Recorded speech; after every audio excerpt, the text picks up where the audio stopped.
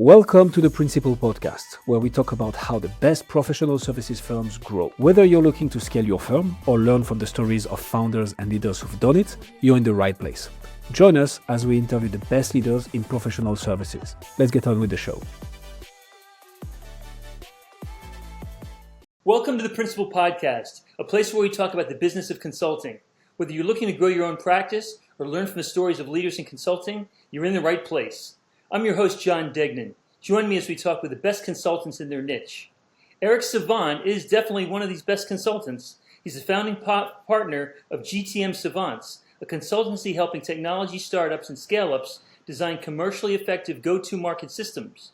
With leadership experience across advanced manufacturing, e-commerce, and technology consulting, Eric brings a grounded perspective on how firms move from fragmented growth efforts to scalable commercial operations.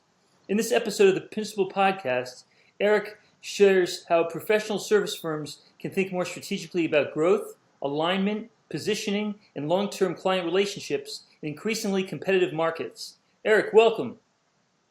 Thank you, John. Good to be here. Good to have you here. Tell us about yourself. So, Eric Savant, born in San Francisco. I'm currently in London. I've been here for 32 years. I'm a Wharton MBA and have had an interesting and diverse career. Interesting.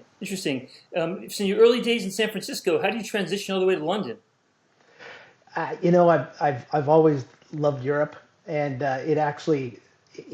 wanting to live in Europe was almost the impetus to go into business in general, just because I thought it was the best way to get me abroad. And it worked out fine. I was in the international business program at Wharton called the Lauder Institute, full of really brilliant people and pretty interesting too. And so the plan was put in place and it worked. So, what originally pulled you into the world of go-to-market strategy and commercial leadership? So I actually have always been in roles that were related to sales, marketing, or product. And then when I advanced into senior management, those became the strongest parts of what I did.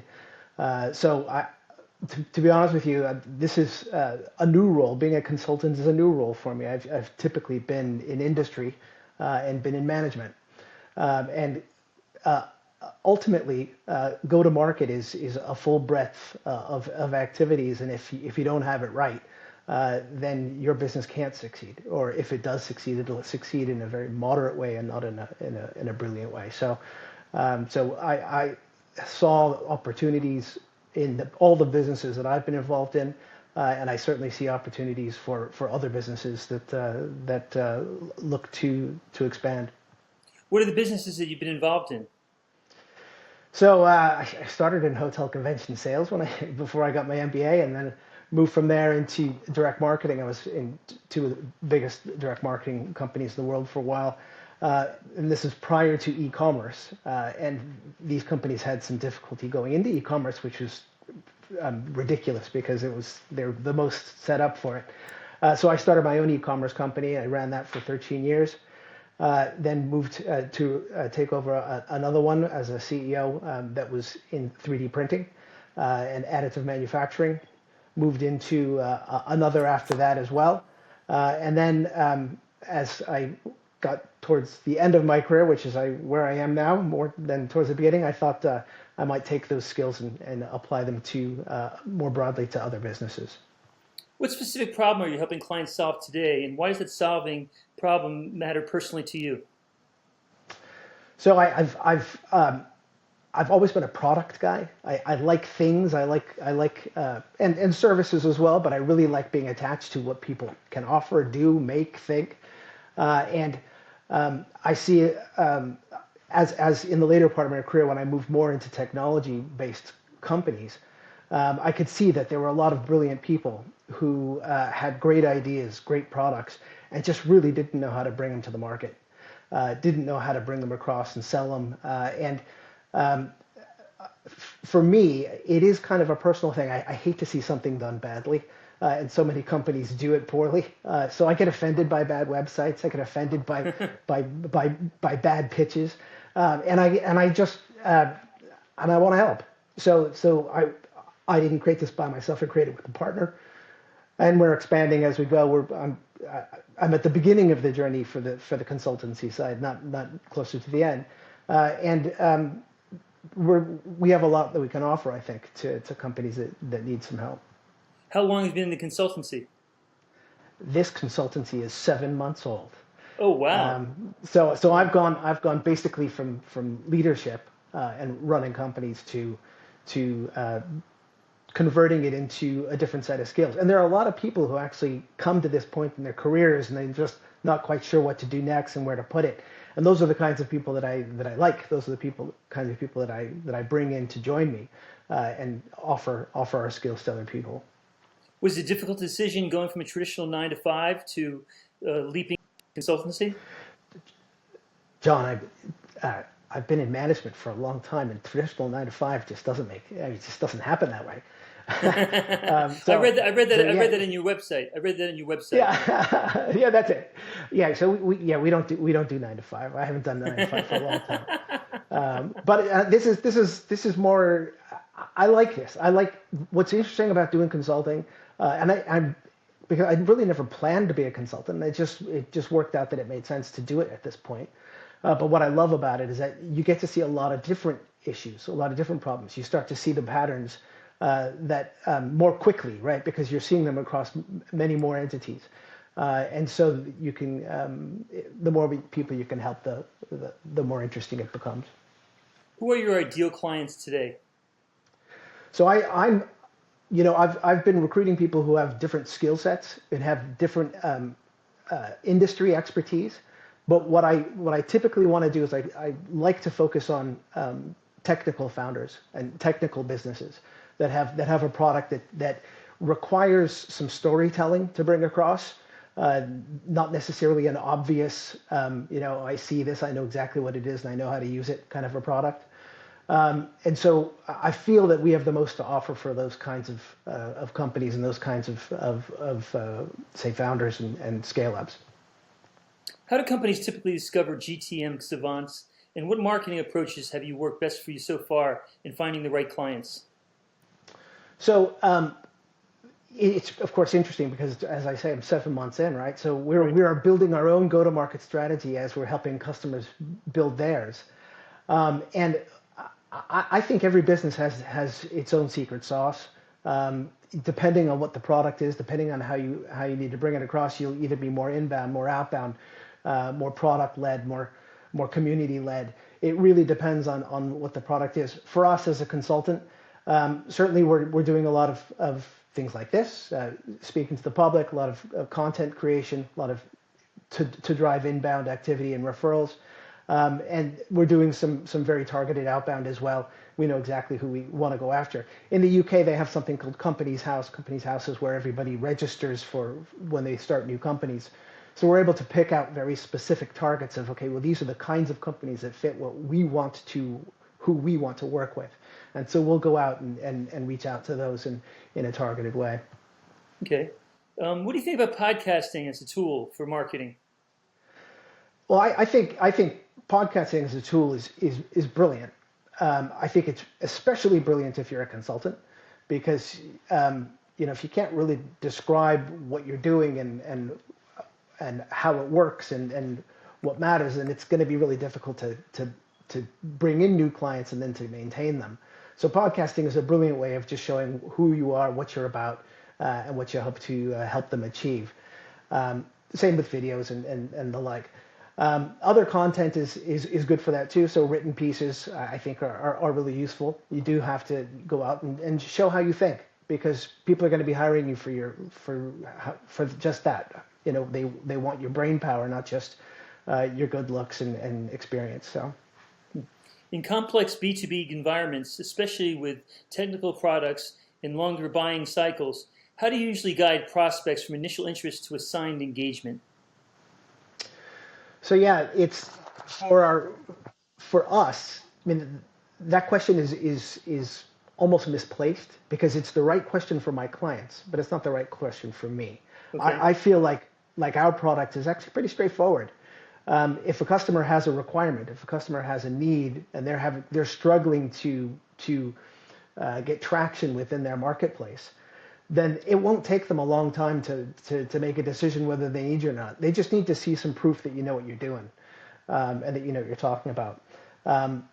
For them, in their markets, each one has its own journey to convince and to explain what it is they're doing.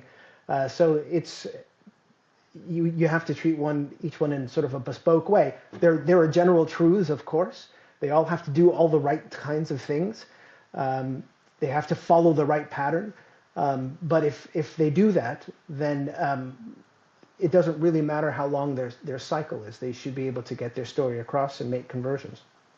Okay, you're still in your infancy, but nonetheless, how are you building your relationships with your clients today?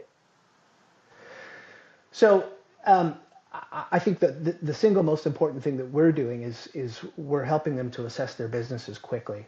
And so we've built an AI tool that is a go-to-market readiness assessment. It's in sort of late beta at the moment. It's done a bit of testing, but we offer that to people who raise their hands and say they're interested in what we do. And we offer it to them for free to start with so that they can get a very quick assessment of their business based on some answers that they give us and based on what their digital profile looks like, meaning what does their LinkedIn company page look like? What's their website look like? What are the things that they're saying on there? Who are they targeting? Who are they talking to? We give a quick assessment on that. And once we get that assessment done, it tells us a lot about the state that they're in. And it also tells them a lot about how we think. So moving from that to the next stages, which for us, the natural next step is to do a workshop where we go through their full go-to-market process, starting from product market fit, then into ICP, ideal customer profile, then to value proposition, then to messaging, then to channels and route to market, then to sales motions, then to execution. All of those elements we want to be able to cover with a client. And if they have any of those things that are not aligned properly, you get friction, it's not going to work as well, and you're slowing down your potential for sales. So for us, it's a matter of being able to get them in early, show them what we can do without having to charge them anything, truthfully, so that they can see what it's like, and then move them through the process. And once we can get them past that first stage in the process, as I say, we're a young company, but I'm happy to admit we have 100% success rate on people moving from a workshop and quick assessment to, we need your help, and we're gonna put you on a retainer, and we're gonna have you help us through the whole process, because it makes sense once they can see that we're not a typical consulting firm in the sense that we're not really trying to be consultants. We're people who've run companies and know how to make it happen as well. So I think that's an important distinction. Speaking about success rates and client experiences, I know you're in your infancy, but can you give us an example maybe of a case study of a client of yours? To a point. I don't want to give away too much of my clients' details as I do it. Sure. But we had a client that was just acquired a short time ago, and they themselves are now in a position where they are the acquirer, and so they're acquiring companies. And they came to us originally to talk to us about reviewing the go-to-market processes for their acquisitions. And in the process of just talking through the beginnings of that, they realized, we actually probably should have these guys look at us first, the parent, now becoming parent company to all these new acquisitions. So we reviewed that with them. We walked them through a workshop where we looked at, as I say, product market fit. We looked at messaging. We looked at problem to solution matrices where we're looking at outcomes and trying to tease out what it is that they're delivering as opposed to, and what is the value they're bringing to clients as opposed to, this is the product we make and these are its features, which engineers of course love to do because they fall in love with their stuff. And then we move them through that all the way through to value propositions and sales motions and help them think through, well, how does this whole thing fit together cohesively? And how do we build our sales processes, our marketing processes, the messaging that we put out there? How do we build all that together based on that? And so we've just done that with one client. Then we went through with the host company, the the top company and moved into their acquisition. Did the same thing for them. Now we're moving more into an execution phase for them, where they're trying to. We have a live campaign of a particular product that they want to bring into the market, and helping them to execute that. They're a significant size company, so they have global offices all over the world, and all of them need to get on board and need to be up to speed on how that whole campaign is going to be brought across to the consumer or client in this case. You brought up challenges as a startup. What's been your biggest one so far? I actually won't call this a challenge per se, but it's been really interesting. So as I said, I was in e-commerce for many years. So once first with my own company, and then as I moved into running others. And SEO was king for ages. If you win on Google, then you win. Well, that's no longer the case. The whole thing is moving from SEO to AEO, which is answer engine optimization, where you're really talking to LLMs. You're talking to ChatGPT and Gemini and Claude and the like. That's a transition that the entire digital marketplace is going through. And for a consultant or especially a small consultant that's just starting, you need inbound. You need people to find you and see what you're doing. So transitioning from traditional SEO practices into AEO practices is a challenge our customers certainly face, and that we have had to address in our founding as well, which has been truthfully quite interesting. And I think we've actually had a good deal of success with it as well, because most of our clients are coming in through search, not through search engines at the moment, but they're coming in through AI.